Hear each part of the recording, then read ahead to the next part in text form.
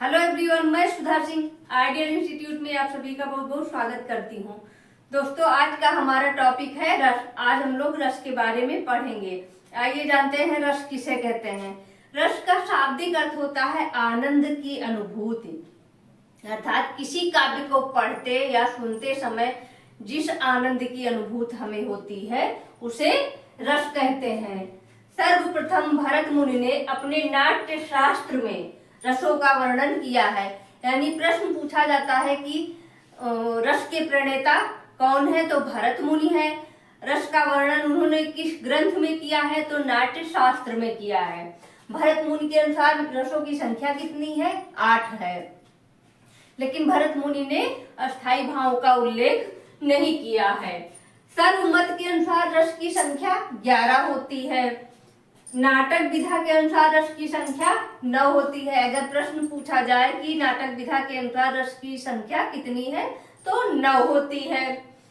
अनेक आचार्यों ने बाद में 2 और भाव यानी वात्सल्य रति और भगवत विषयक रति, इन दोनों भाव को जोड़ दिया, तो इस प्रकार रसों की संख्या हमारी 11 हो गई। इस प्रकार अस्थाई भाव की संख्या 11 और रसों की संख्या भी 11 हो जाती है। यानी कि जितने अस्थाई भाव होंगे उतने ही रस भी हो जाएंगे। अब जानते हैं कि रस के कितने अंग हैं। रस के 4 अंग हैं। कौन कौन से? अस्थाई भाव, विभाव, अनुभाव और संचारी भाव। पूछा जाता है कि रस के 4 अंग कौन कौन से हैं, या कभी पूछ लिया गया कि अस्थाई भाव किसे कहते हैं, या फिर विभाव किसे कहते हैं, अनुभाव किसे कहते हैं, ऐसे प्रश्न आते हैं। अब जानते हैं कि अस्थाई भाव किसे कहते हैं। मनुष्य के हृदय में संस्कार या वासना के रूप में मूल रूप से विद्यमान रहने वाले भाव को अस्थाई भाव कहते हैं।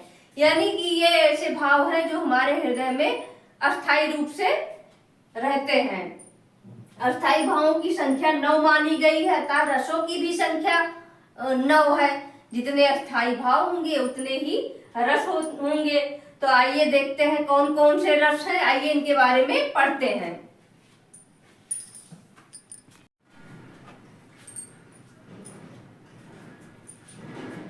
आइए जानते हैं 9 रस और उनके अस्थाई भाव के बारे में। आइए देखते हैं रस, अस्थाई भाव, अस्थाई भाव।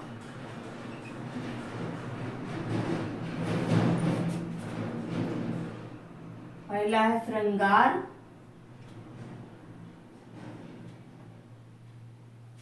इसका अस्थाई भाव क्या है? रति। दूसरा है हास्य, इसका अस्थाई भाव है हास। नंबर 3 है वीर रस, इसका अस्थाई भाव है उत्साह।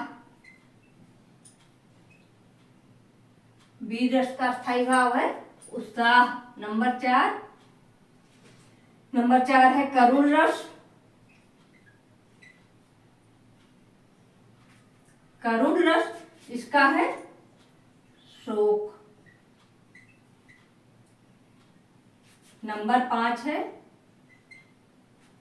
रौद्र रस,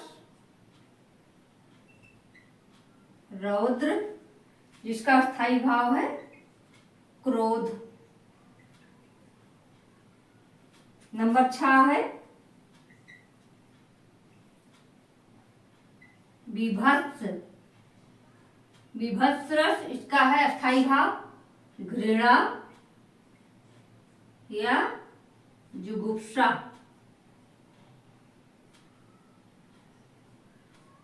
घृणा या जुगुप्सा। नंबर 7 है अद्भुत,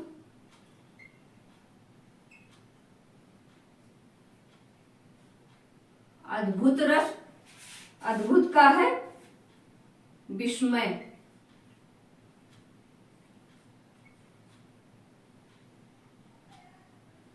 अद्भुत का अस्थाई भाव है विस्मय। नंबर 8 है भयानक।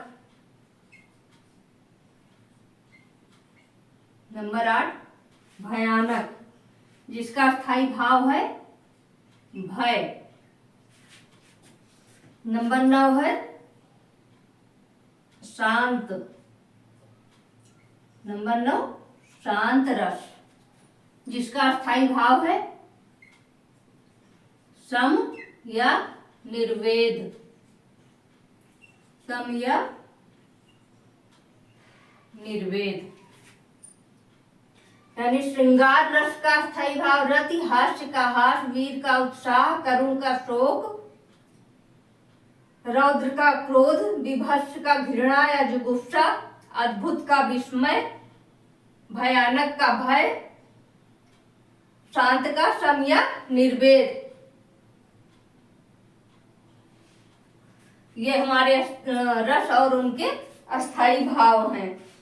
और इसके बाद है हमारा दूसरा होता है अस्थाई भाव के बाद क्या है विभाव। नंबर 2 है विभाव। आइए देखते हैं विभाव किसे कहते हैं। नंबर 2 है हमारा विभाव। आइए जानते हैं विभाव किसे कहते हैं। जो व्यक्ति वस्तु या परिस्थितियां अस्थाई भावों को जागृत करती हैं। जो व्यक्ति वस्तु या परिस्थितियां अस्थाई भाव को जागृत करते हैं उन्हें विभाव कहते हैं। विभाव 2 प्रकार के होते हैं। कौन कौन से? पहला है आलंबन विभाव और दूसरा है उद्दीपन विभाव। आलंबन विभाव किसे कहते हैं? जिस वस्तु अथवा व्यक्ति के कारण व्यक्ति के हृदय में स्थित अस्थाई भाव जागृत होते हैं। जिस व्यक्ति या वस्तु के कारण व्यक्ति के हृदय में स्थायी भाव जागृत होते हैं उसे आलंबन विभाव कहते हैं। जैसे नायक नायिका, यानी नायक नायिका जब एक दूसरे को देखते हैं तब वहां पर रति का भाव उत्पन्न होता है, तो ये हमारा आलंबन विभाव के अंतर्गत आता है। दूसरा है उद्दीपन विभाव। इसमें आलंबन का रूप, उसकी चेष्टाएं, हाव भाव ये सब आते हैं। जैसे जैसे नायिका का सुंदर होना, शर्माना, हंसना, बोलना आदि ये सारी चेष्टाएं उद्दीपन विभाव के अंतर्गत आती हैं। अगला है नंबर 3 हमारा अनुभाव। मनोगत भाव को व्यक्त करने वाले शरीर विकार अनुभाव कहलाते हैं। मनोगत भाव को व्यक्त करने वाले शरीर विकार अनुभाव कहलाते हैं। और अगला है हमारा संचारी या व्यभिचारी भाव। संचारी भाव जो है इसके अंतर्गत मन में संचरण करने वाले यानी आने जाने वाले भाव को संचारी भाव कहते हैं। इनकी कुल संख्या 33 मानी गई है। ये आते जाते रहते हैं यानी स्थिर नहीं रहते हैं। तो ये था हमारा रस का संक्षिप्त परिचय। अगले वीडियो में हम लोग इसकी विस्तृत व्याख्या पढ़ेंगे। तब तक के लिए बहुत बहुत धन्यवाद।